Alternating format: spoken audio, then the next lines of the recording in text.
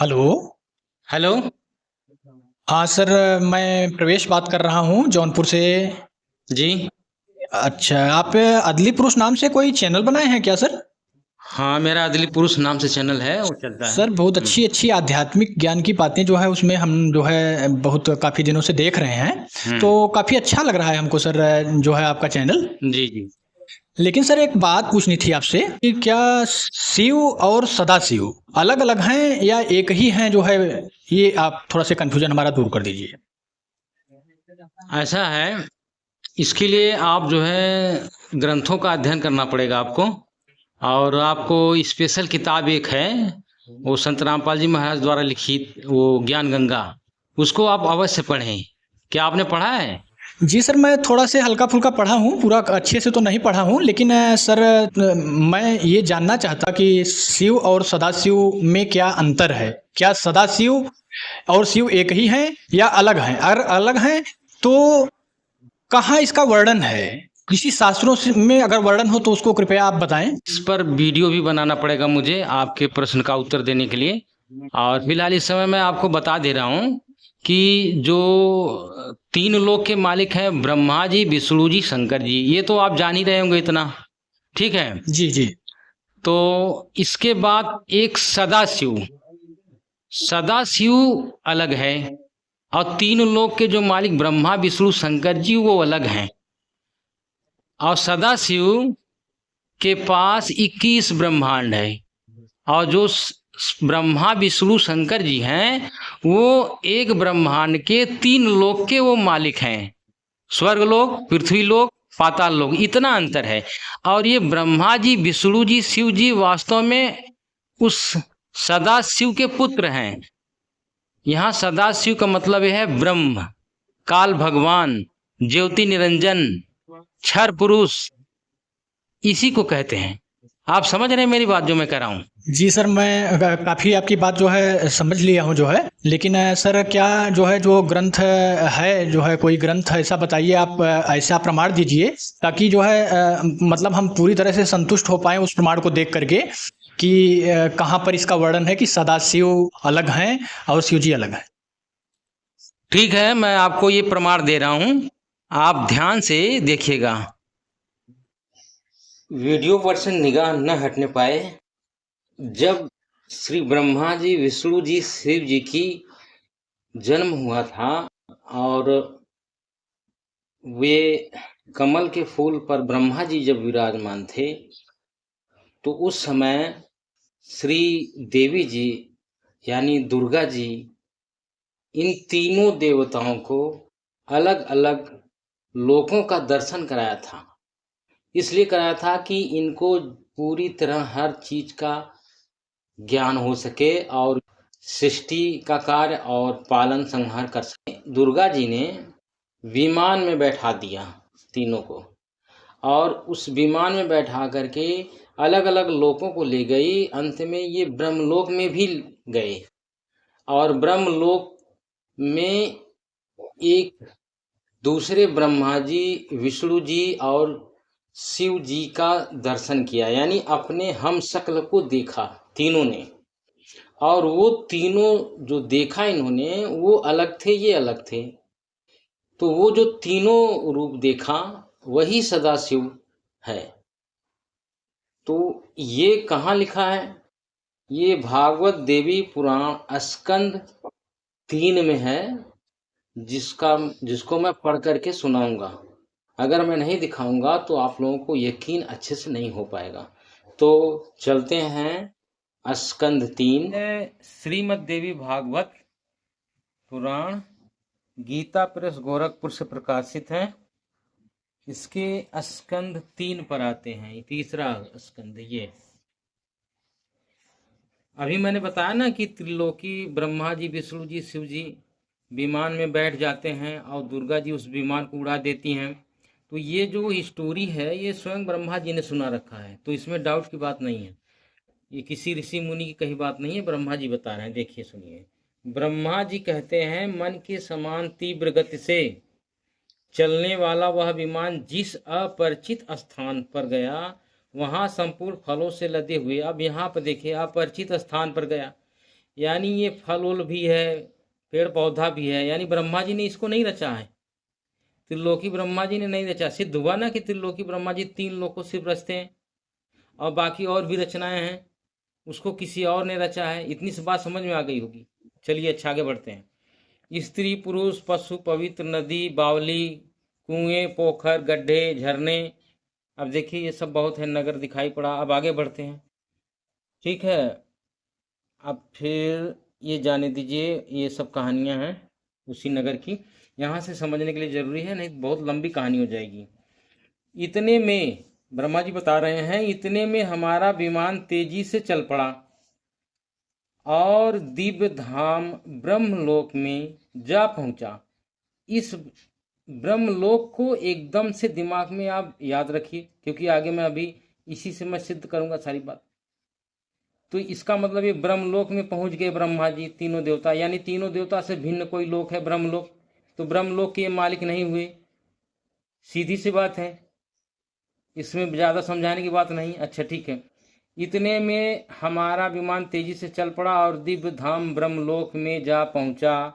संपूर्ण देवता उस नगर के सामने मस्तक झुकाया करते थे। वहां एक दूसरे ब्रह्मा विराजमान थे, यानी ब्रह्मलोक में कोई हेड व्यक्ति बैठा हुआ है जो ब्रह्मा के रूप में, यानी इन्हीं के हम शकल के रूप में बैठा ब्रह्मा दूसरा है। और ये दूसरा ब्रह्मा कोई और नहीं है, सदाशिव है। तो सदाशिव भी 3 रूप पकड़ करके रहता है। ब्रह्मा जी विष्णु शंकर जी, ये तीनों का ये डुप्लीकेट है, ये भी है, ये अलग है। उन्हें देखकर भगवान शंकर और विष्णु को बड़ा आश्चर्य हुआ, यानी कोई पहचान नहीं रहा है इनको, यानी अलग है वो। पता नहीं, अब बहुत सिंपल सा पूरा खजाना भरा हुआ है, इसको लेना चाहिए। संत रामपाल जी महाराज जी का वीडियो देखना चाहिए। परेशान हो रहे हैं अभी नावला, अब देखिए उनका वीडियो, सारे खजाने पा जाओगे। अब देखो फिर यहाँ क्या करते हैं। भगवान शंकर और विष्णु ने मुझसे पूछा, चतुरानन ये अविनाशी ब्रह्मा कौन है? बस हो गया सिद्ध ना कि ये जो दूसरा ब्रह्मा और ये त्रिलोकी ब्रह्मा भिन्न भिन्न हुए, सिद्ध हुआ। अब आगे देखते हैं। मैंने उत्तर दिया, मुझे कुछ पता नहीं। लो और आगे कितना प्रमाण चाहिए। सृष्टि के अधिष्ठाता ये कौन है? भगवान मैं कौन हूँ? ये कौन है? हमारा उद्देश्य क्या है? इस उलझन में मेरा चक्कर काट रहा है। यानी त्रिलोकी ब्रह्मा जी को ये सब नया चीज दिख रहा है। अब ये मत बोलना नकली गुरुओं की तरह कि यही ब्रह्मा जी सदा शिव हैं, यही सब कुछ हैं, ये मत बोलो। यहाँ लिखा हुआ है वही बोलो। इतने में मन के समान तीव्रगामी वह विमान तुरंत वहां से चल पड़ा और कैलाश के सुरम्य शिखर जा पहुंचा। वहां बहुत से यक्ष विद्यमान थे। ठीक, वहां विमान के पहुंचते ही एक भव्य भवन से त्रिनेत्रधारी भगवान शंकर निकले।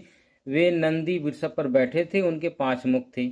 यानी एक शंकर भी भगवान निकल गए। और कहाँ? ब्रह्मलोक की ही बात है। अब ये ब्रह्मलोक में ही एक विष्णु ब्रह्मा जी निकले, एक शंकर जी अभी निकल रहे हैं, देख रहे हैं ना। ये महाशंकर जी है, महाशिव। इसी को सदाशिव कहते हैं। त्रिलोकी वाला जो शिव है शंकर जी, जो सांप लपेटे रहते हैं, जूरा बांधे रखते हैं, ये सब उन्हीं के रूप का ये दूसरा शंकर है। वहां पर ब्रह्मलोक में है वो इनसे भिन्न है, ये एक का नहीं है।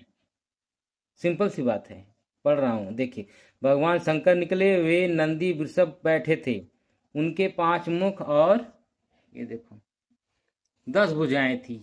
ये 10 भुजाओं वाला ये सदाशिव है, यानी काल ब्रह्म ज्योति निरंजन क्षर पुरुष, इसी को कहते हैं। आगे वीडियो में दिखाएंगे।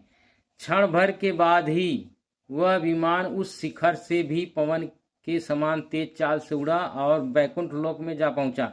अब बैकुंठ लोक विष्णु लोक को तुम लोग आप लोग बताते हो या फिर नकली बताते हैं। ये बैकुंठ लोक ब्रह्मलोक में बना हुआ है। वो महाब्रह्मा जी महाविष्णु का यानी सदाशिव का वो लोक है। वो अलग है, 3 लोक से अलग है वो। अच्छा, वहां कमल लोचन श्री हरि विराजमान थे। अलसी के फूल के समान उनके श्री विग्रह की कांति थी। पीताम्बर पहने थे, 4 भुजाएं थी। यानी इस विष्णु जी के अलावा एक दूसरा विष्णु जी वो बताया जा रहा है, यानी सदाशिव ब्रह्म काल भगवान ज्योति निरंजन। चलिए आगे बढ़िए। प्राण प्रिया लक्ष्मी चौहान। और ये लक्ष्मी कौन है? उनकी पत्नी, इस विष्णु महाविष्णु जी की पत्नी है ये लक्ष्मी। जो लक्ष्मी के रूप में है ये स्वयं दुर्गा जी हैं, उनकी पत्नी बनकर रहती हैं। और ये जो तीनों पुत्र विमान में बैठे हैं ये पुत्र हैं इनके। ये मत बताना कि इन्हीं की पत्नी हैं, यानी ये तो माता जी हैं। इसे उल्टा सीधा सब नकली गुरु बता रखे हैं। सुनो सत्संग उनका। अब यही हंसी आती। उन सनातन श्री हरि की झांकी पाकर हम सभी भौचक्के से रह गए। यानी तीनों देवता भौचक्के हो रहे हैं, इनको समझ में ना रहे कि ये क्या हो रहा है। एक दूसरे को देखते हुए हम विमान में एक उत्तम आसन पर बैठे रहे। इतने में ही पवन से बात करता हुआ वह विमान उड़ गया। यानी आगे चल करके दुर्गा के लोक में जाते हैं ये लोग, वो तो आगे की चीज है। मैं यहाँ पर यही बताना चाह रहा हूँ कि 3 ब्रह्मा हो गए त्रिलोकी, उसके बाद 3 देवता ब्रह्मा विष्णु शंकर त्रिलोकी, उसके बाद ब्रह्मलोक में रहने वाला भी ब्रह्मा विष्णु शंकर, यानी वो है सदाशिव। बात नक्शे पर समझते हैं। संत रामपाल जी महाराज जी द्वारा बनाया गया ये नक्शा, ये देखिए। ज्योति निरंजन सदाशिव ब्रह्म क्षर पुरुष एक ही मतलब है, काल भगवान। इसके पास कुल 21 ब्रह्मांड है। देखिए 21 ब्रह्मांड है। ये मिनट, ये देखिए 5 5 10 5 15 5 20 और ये 21वां ब्रह्मांड। ये 21 ब्रह्मांड इसके पास है, सदाशिव के पास, यानी ब्रह्म काल भगवान क्षर पुरुष ज्योति निरंजन। तो यहाँ रहता है ये ब्रह्मलोक में, इसका ये ब्रह्मलोक है, यहाँ रहता है। काल का निज लोक यहाँ रहता है ये देखिए। तो ब्रह्मलोक इस 21 ब्रह्मांड में हो गया। इसके अलावा यही काल भगवान, यही ब्रह्म, यही सदाशिव, यानी एक ही सत्ता है, 3 रूप में इस ब्रह्मांड में रहता है। एक ब्रह्मांड में जैसे ये एक ब्रह्मांड है, इसमें 3 रूप बनाकर रहता है। महाब्रह्मा, महाविष्णु, महाशंकर। इसी एक ब्रह्मांड में 3 लोक है, और उस 3 लोक में ब्रह्मा जी, विष्णु जी, शंकर जी एक अलग हैं, इसके पुत्र हैं। वो 3 लोक के मालिक है, 3 लोक में उनका आधिपत्य हुक्म चलता है। तो इसको एक ब्रह्मांड का अगर हम नक्शा दिखाएं तो ये है, देखिए। ये ब्रह्मा लोक, विष्णु लोक और शिवलोक। ये शिवलोक त्रिलोकी हो गए। ये शिव जिसको शंकर भी कहते हैं, ये तीनों भाई हैं, तीनों अलग अलग महाआत्मा हैं, तीनों पावरफुल हैं। हमसे बस यही डिफरेंस है इनको, इनसे। इनकी भी जन्म मृत्यु होती है, यही अवतार लेते हैं। राम का अवतार लिया विष्णु जी ने, कृष्ण का अवतार लिया विष्णु जी ने। तो ये अवतार लेने का काम इनका है। और उसके बाद 3 रूप बनाकर एक ब्रह्मांड में जो ये रहता है, देखिए अलग से, ये है सदाशिव। यहाँ देखिए महाविष्णु रूप में काल यानी सदाशिव, ये महाशिव रूप में काल सदाशिव, महाब्रह्मा रूप में काल ये सदाशिव। ये 3 रूप में ये इस ब्रह्मांड में ये भी रहता है। तो एक ब्रह्मांड में भी ब्रह्मलोक है। देखिए ये पूरा यहाँ लिखा है ब्रह्मलोक। देखिए ये पूरा यहाँ से यहाँ तक ये पूरा ये ब्रह्मलोक है। तो ये ब्रह्मांड में ये हो गया। इनकी स्थिति देखिए ये इस तरह से है। ये त्रिदेव 3 लोक के हो गए। यहाँ पृथ्वी लोक के हो गए, ये पृथ्वी लोक के, ये स्वर्ग लोक के, और ये पाताल लोक के यहाँ पर। तो इस तरह से सदाशिव और शिव 2 होते हैं। सदाशिव 3 रूप में रहते हैं, ये भी सदाशिव कहा जाएगा, ये भी सदाशिव, या ये भी सदाशिव। ये तीनों एक ही हैं, लेकिन ये तीनों जो है अलग अलग हैं। त्रिदेव तीनों भाई हैं, अलग अलग हैं, एक ही नहीं है, एक दूसरे से लड़ते भी हैं। जैसे ये ब्रह्मा जी और विष्णु जी से भी लड़ाई हुई थी, तो इससे भी सिद्ध है ना कि एक ही आदमी थोड़ी लड़ेगा आपस में, रूप बनाए रहेगा, तो ये अलग अलग है। अभी और अगले प्रमाण के लिए चलते हैं। संक्षिप्त शिव पुराण, ये रुद्र संहिता, इसमें थोड़ा सा पढ़कर हम सुनाएंगे, और कुछ ज़्यादा वेरिफिकेशन करना है तो आप संत रामपाल जी महाराज जी का वीडियो भी देखिए, इससे वेरिफिकेशन करिएगा। फिलहाल मैं यहाँ पर दिखाने की कोशिश कर रहा हूँ गुरु जी का। जो मूर्त रहित परम ब्रह्म है, उसी मूर्ति भगवान सदाशिव हैं। अब सदाशिव की बात आ गई, जो जरूरी था, इसलिए मैं दिखा रहा हूँ। अर्वाचीन प्राचीन विद्वान उन्हीं को ईश्वर कहते हैं। उस समय एकाकी रहकर स्वेच्छानुसार विहार करने वाले उन सदाशिव ने अपने विग्रह से स्वयं एक स्वरूप भूता शक्ति की सृष्टि की, जो उनके अपने श्री अंग से कभी अलग होने वाली नहीं थी। उस पराशक्ति को प्रधान प्रकृति गुणवती माया बुद्धि तत्व की जननी तथा विकार रहित बताया गया है। वह शक्ति अंबिका कही गई है। उसी को प्रकृति, सर्वेश्वरी, त्रिदेव जननी, नित्या और मूल कारण भी कहते हैं। सदाशिव द्वारा प्रकट की गई उस शक्ति के 8 भुजाएं हैं।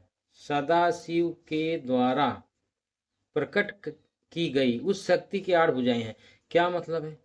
मतलब ये है कि सदाशिव के अंदर से ही ये दुर्गा जी प्रकट हुई हैं, यहाँ लिखा हुआ है साहब। अब ये बताइए, दुर्गा जी से प्रकट हुई, सदाशिव से प्रकट हुई दुर्गा जी निकली, और दुर्गा जी क्या है? त्रिदेव जननी, तीनों देवताओं को उत्पन्न करने वाली, ब्रह्मा जी, विष्णु जी, शंकर जी। तो जो शंकर जी हैं, जो जिनको इन्होंने उत्पन्न किया दुर्गा जी, तो वो सदाशिव कैसे हो सकते हैं? ये देखिए, तो सदाशिव अलग हुए कि नहीं हुए ना? तो ये प्रमाण हुआ आपको। अब ये समझने के लिए कम से कम 2-4 बार वीडियो देखिए और इस पर चिंतन मनन करिए।